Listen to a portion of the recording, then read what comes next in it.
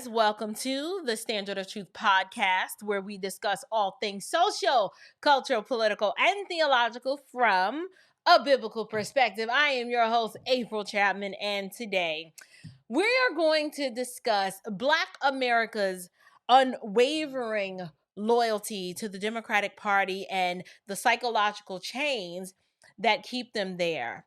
Now, before we delve into this topic, it is crucial. It is incredibly crucial for you to understand that there is a historical context that has shaped the mindset of Black Americans today. A few things that we need to ask are: one, why is there such a deeply ingrained loyalty to the Democratic Party despite its historical and current failures in truly elevating and improving Black communities? That's a question I've often asked myself. And so we are going to actually answer that question today. So the first thing I want to do, let's begin by discussing a little known historical fact. There's this little known historical fact regarding slavery and its psychological conditioning on Black Americans. I actually want to tell you, you guys, there's this true story that I recently learned about, and I thought it was so fascinating because it's a true story about a white abolitionist named John Brown. Now, John Brown, a white abolitionist, he believed so deeply in ending slavery that he led a raid on Harper's Ferry in 1859, and his goal, he was hoping to incite a widespread slave uprising. Now, despite, his noble intentions, unfortunately, the rebellion failed. And wait for it. This is how it failed, or should I say why it failed. It failed due to a lack of participation from the very enslaved people he sought to liberate. I was just like, that's just incredible. It was absolutely incredible. And when I heard this story, I was like, this cannot be true. But you guys, this is a true story. So John Brown, he was incredibly passionate about ending slavery. And it is said, some known facts about him, it's said that his theological convictions, which I might add were Calvinistic in its soteriology, compelled him to be an instrument of God's justice against slavery. Now, his views, they were not uncommon. I know the history revisionists would have you to believe that all white people were pro-slavery. But John Brown's, his theocratic and biblical view of justice is what drove him and shaped his worldview. Now, Brown was an independent Congregationalist, and he often stressed God's providence and the human duty to uphold righteousness. Now, when I learned about John Brown's story and was doing some research on him, I was like, you know what? That sounds like my kind of dude. I'm always telling you guys that my people are the ones who do the will of my Father. And you can be any ethnicity. If you're doing the will of the Father, you're my people. So anyway, John Brown's plan was to lead an armed insurrection, and the goal was to raid the federal armory, seize weapons, and then distribute them to enslaved people, hoping to spark a widespread slave uprising. And the goal was that eventually they would overthrow the institution of slavery. Well, that's an idealistic goal, and I actually applaud and completely understand why a plan like that seemed like it would work and make sense. But like I said, it didn't work, not because the plan wasn't well thought out, but it didn't work because it was due to a lack of participation by the actual slaves themselves. I mean, that's just incredible to me. Here you have an actual chance to organize in large numbers to go and fight for your freedom. But instead, due to the bonds of affection between many slaves and their masters, they couldn't muster up enough individuals to make the uprising possible. Now, unfortunately, because of John Brown's actions, his end was tragic. He was captured, he was tried, and executed, ultimately becoming a martyr for the abolitionist cause.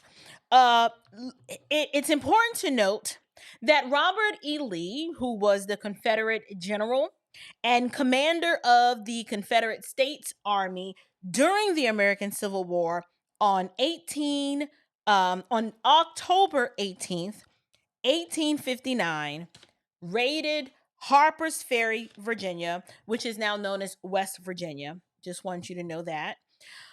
John Brown, and unfortunately all of his men, they were captured.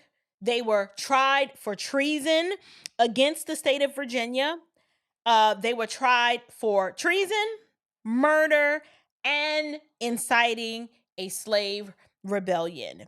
He was convicted and sadly hanged on December 2nd, 1859. Now I know y'all are thinking, y'all are like, well, April, maybe this is just some off the beaten path, unusual incident. It's unfair, an unfair mischaracterization to imply that slaves loved their masters and didn't want to be free. How could you make such an assertion? Well, I am arguing that yes, there were plenty of slaves who wanted to be free. However, statistically and historically speaking, y'all, I'm sorry, there were way too many of them who preferred to remain a slave than to fight collectively to be free. How do we know this?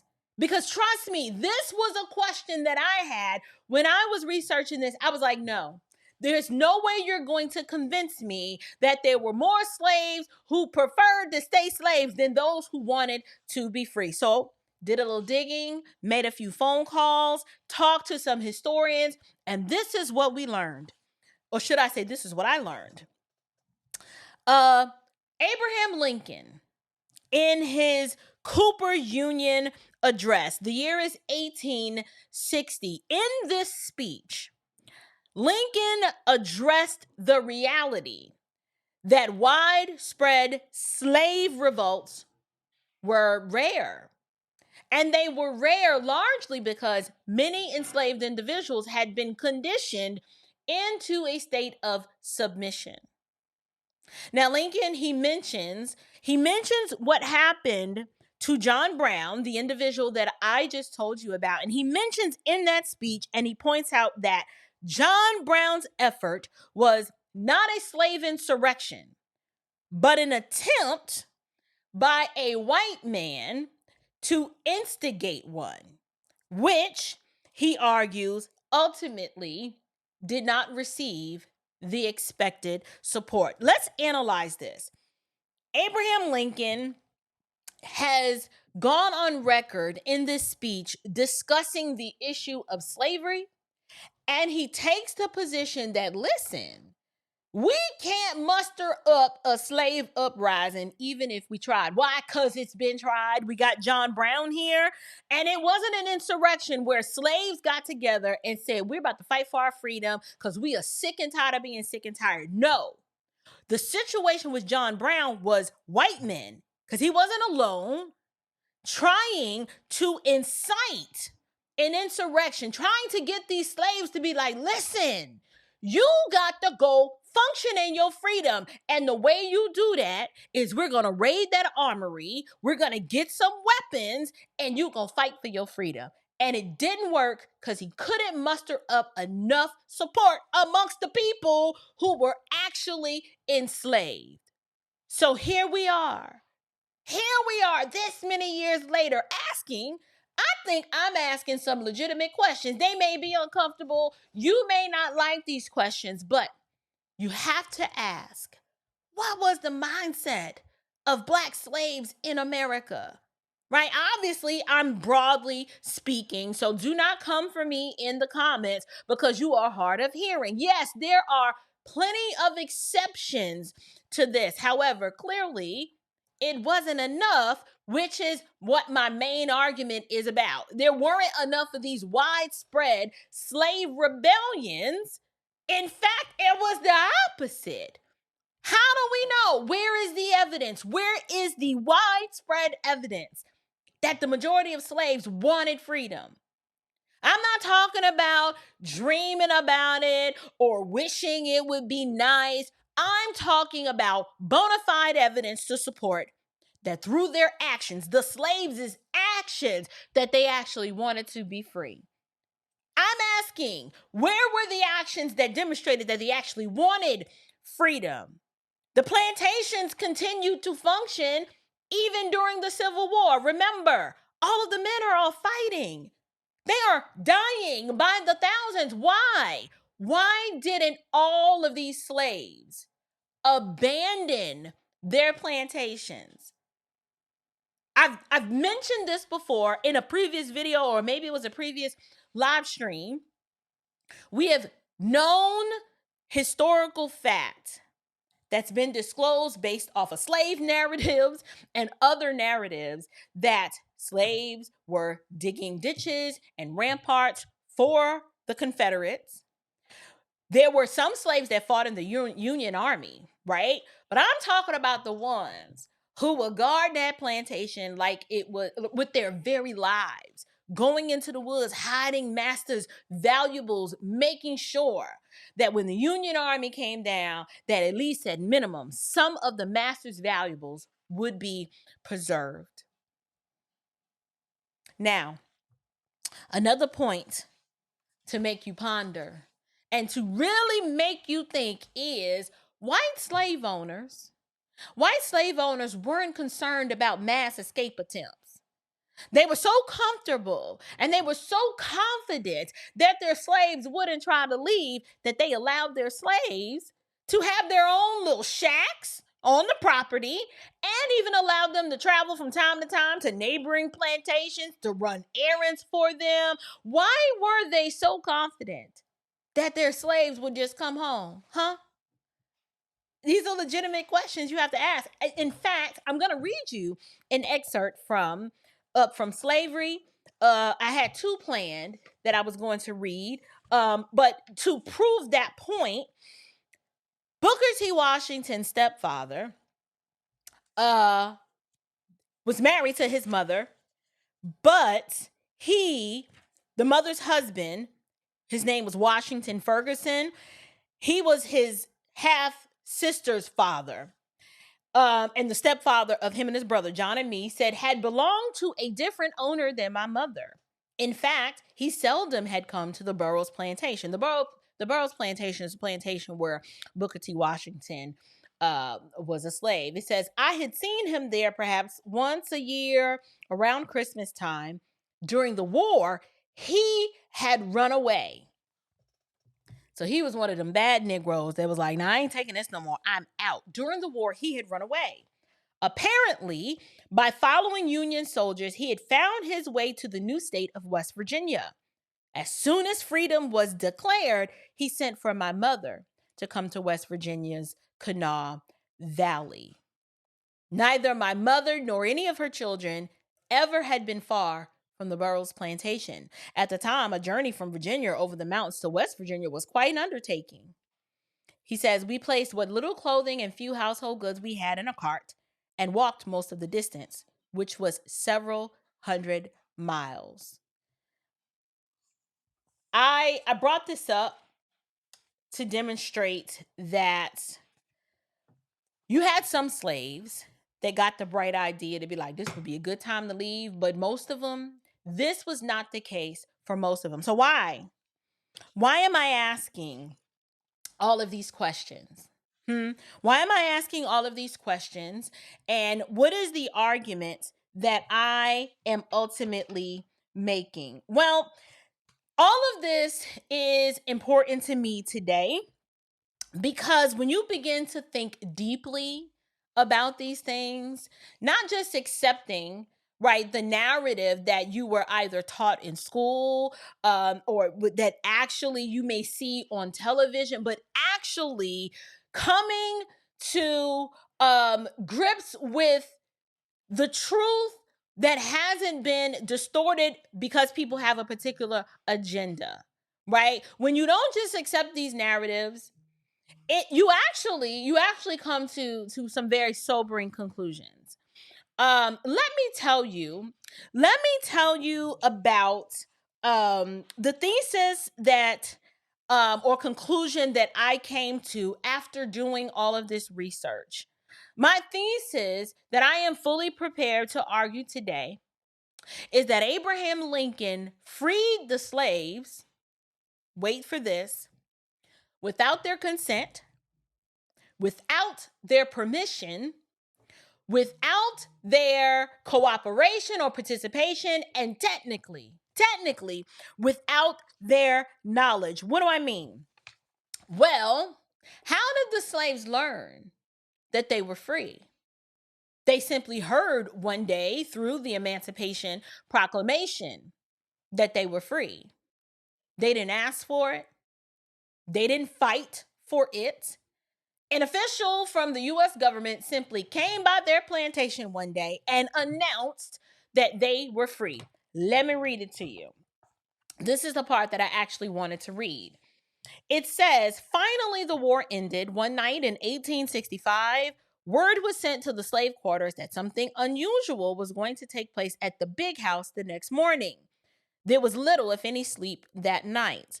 All was excitement and expectation. Early in the next morning, all the slaves gathered at the house. All members of the Burroughs family were standing or sitting on the veranda. Their faces had a look of deep interest, perhaps sadness. A stranger, probably a U.S. officer, made a short speech and then read a rather long paper, the Emancipation Proclamation, I think. After the reading, we all were told that we were free. We could go when and where we pleased. I was 9 years old. My mother, who was standing by my side, leaned over and kissed John, Amanda, and me. Tears of joy ran down her cheeks. She explained to us what it all meant. She said that this was the day for which she had prayed, the day that she had feared she'd never live to see. For some minutes, there was great rejoicing and thanksgiving, but by the time the blacks returned to their cabins, they were more subdued. The great responsibility of being free, of having to think and plan for themselves and their children took hold of them. They were like youths of 10 or 12 turned out into the world to provide for themselves. Is it any wonder that within a few hours, gloom seemed to pervade the slave quarters? Some of the slaves were 70 or 80 years old. Their best days were gone. They had no strength with which to earn a living in a strange place and among strangers, even if they had known where to find a new home. And they felt an attachment to old Massa and old Missus and their children that they found hard to break. In some cases, they had spent nearly half a century with the Burroughses. One by one, stealthily at first, the slaves began to wander from the slave quarters back to the big house to have a whispered conversation with the Burroughses as to the future. I'm going to skip ahead. Chapter 2, second paragraph. Most blacks left their plantation for at least a few days or weeks to see what freedom was like. After a while, many elderly slaves returned to their old homes and made some kind of contract with their former owners by which they remained on the estate.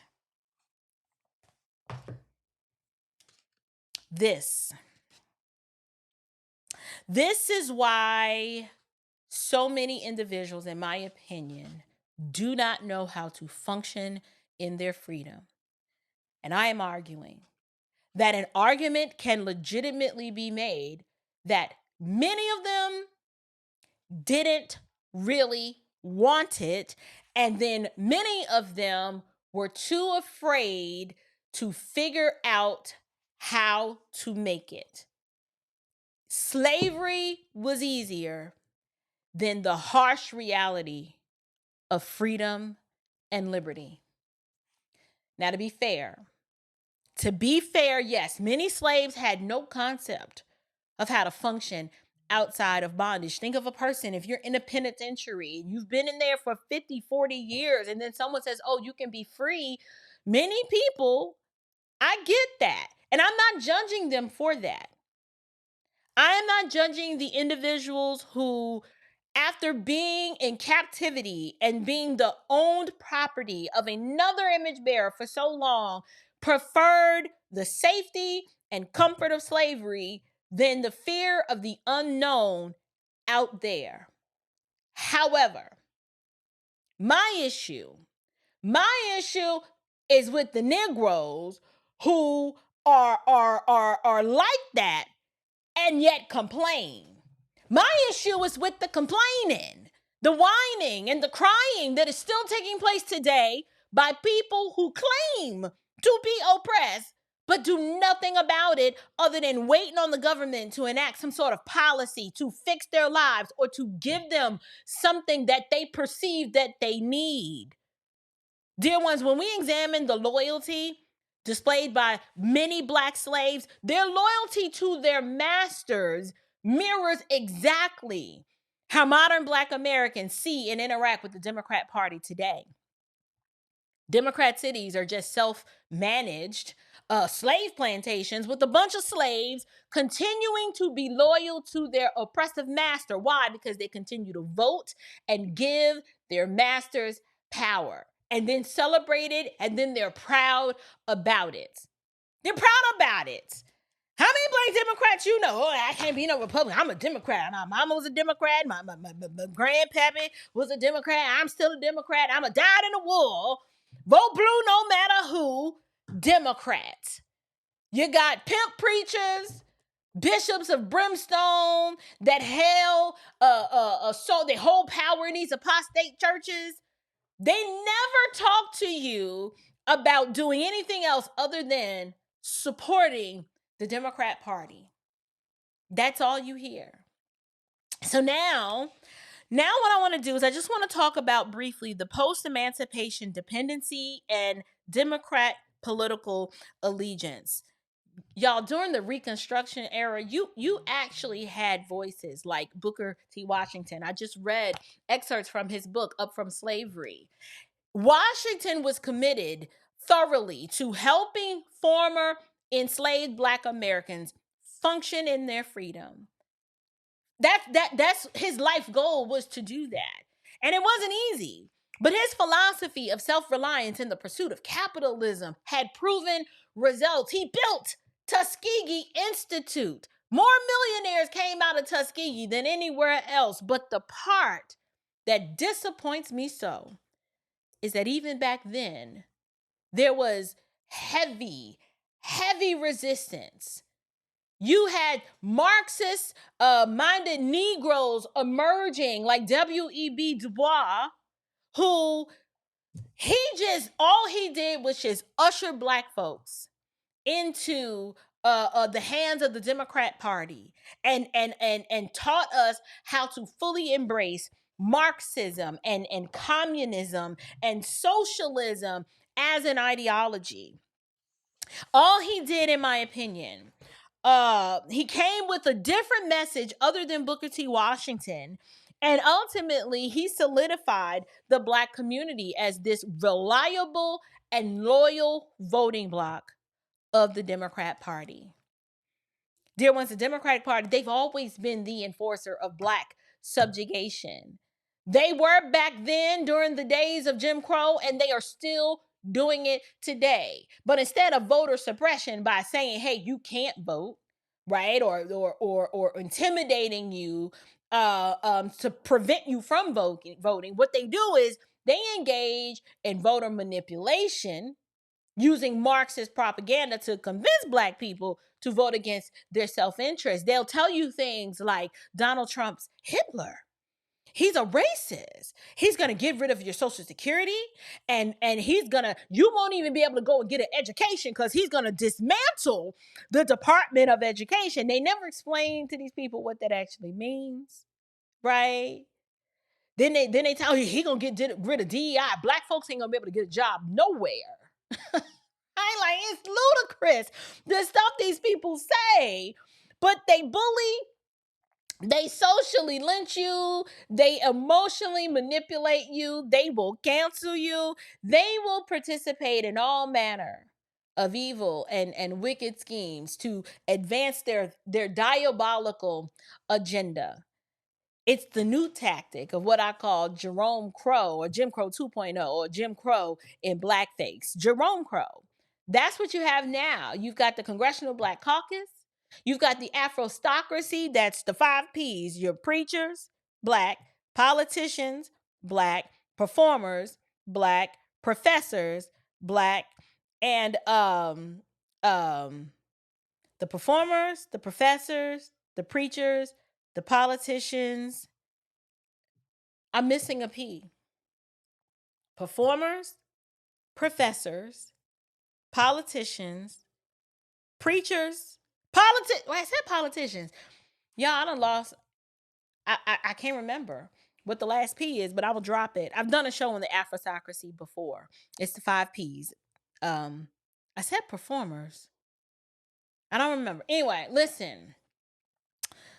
At the end of the day, when we look at the New Deal, when we look at the Great Society, what we see is that these things didn't help the Black community, but in fact, what it did was it created this culture of welfare dependence, replacing physical chains like back in slavery with ideological chains.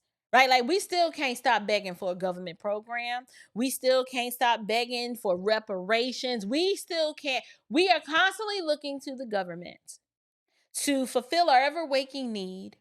And then when you examine every Democrat policy, all it does is further shapes this entitlement mindset, dependence on government. And this is why we cannot and have not learned how to function in our freedom. What has changed from what Booker T. Washington said here and what I've just explained to you right now in every Democratic city in this nation? Listen, we've got to examine just how much Black America shows this blind loyalty to the Democrat Party. And when you look at the statistics, 85 to 90% of Black Americans, they vote Democrat despite crime-ridden cities under Democratic rule, failing education systems due to teachers' unions who are protected by Democrats. We have high abortion rates among Black babies, and this is pushed by Democrats. You have economic stagnation in Democrat-controlled areas. There are a list of things that I could go and talk about. We could even add, since we're talking about things that are anti-human flourishing and that are things that are anti-American, we could even talk about the proliferation or the piggybacking of this civil rights agenda by bringing in the LGBTQ agenda and hitching that wagon to the civil rights wagon, to where now the two can't even divorce themselves from each other, to where almost every member of the Congressional Black Caucus is also a member of the Equality Caucus. Why is that? Since when do those two things go together? Right? So here's the truth. When I talk about these things, law and order is not on the ballot, right? Like, you're not electing law and order. Democrats who refuse to support law and order are on ballots, right? Teachers' unions, you don't go to the ballot box and vote for teachers' unions. Teachers' unions are not on the ballot. Democrats who take money to advance the teachers union's agenda, that is who's on the ballot. Abortion, in theory, it's not on the ballot. Democrats who wholeheartedly support abortion without restrictions and who feast and meditate on the blood of the unborn, that is who is on the ballot. There is no semblance on the ballot of inflation or economic growth. That is not on the ballot. Democrats with horrible economic policies, excessive social spending, high taxation, and wasteful spending of taxpayer money, that is on the ballot. So my message to Black Americans is it's real simple. It's the idea that Democrats have been very good at feeding the Black community with this illusion of safety versus actual freedom. Dear ones, they want you dependent. They do not want you to function in your freedom.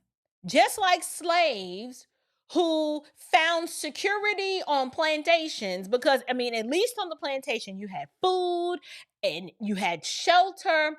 Modern Black Americans today, they see security in an over-reliance on government because they have replaced dependence on God, and they've obliterated family, a strong family structure, and they've replaced that with dependence on government. So here's what I'd like to end with today. If you vote Democrat, you need to ask yourself why. Is it because you've actually analyzed the policies, or is it because of conditioning? Have you found yourself, unbeknownst to you, stuck in the same cycle as your forefathers of loving your oppressor and supporting and wanting to stake and cling to your master, not realizing that you are free, and that you could have fought for your freedom if you simply only knew and understood the weight of what it meant to be an actual slave? My call to action is for Black Americans to break this cycle. It is time for you to think for yourself. You need to turn off that melanated Marxist Joy Reid. Nothing she promotes is beneficial for human flourishing, nor with her and her millionaire self is actually concerned about you. She is hired as a part of the Afrostocracy to push a wicked agenda, which at the end of the day, you will be left holding the bag and she will be left taking her bag to the bank. We have to break this cycle. You must think for yourself. And my admission today is for you to choose freedom, because bondage seems to me to be way too comfortable. So if you've enjoyed this episode today, and if you found value in the information that I have shared with you, I want you guys, let's continue the conversation down in the description box below. Leave me a comment and let me know if what I'm saying rings true to you. Can you actually see that, unfortunately, we got to grapple with the fact that there weren't a lot of slave rebellions? And how is it that this white abolitionist by the name of John Brown, who rounded up some other white boy abolitionists to raid an armory, but couldn't get enough support from the people who were actually slaves, and it cost him his life as a result? I have to contend with that. To me, that is an indictment, and it's a darn shame. And so we got to contend with that. And I just wanted to talk about it today. I know it's controversial, but hey, this is Standard Truth Podcast. I ain't never scared. I'm going to bring it up. If it happened, we can discuss it. Leave me a comment down in the description box below. Until next time, you guys, grace and peace.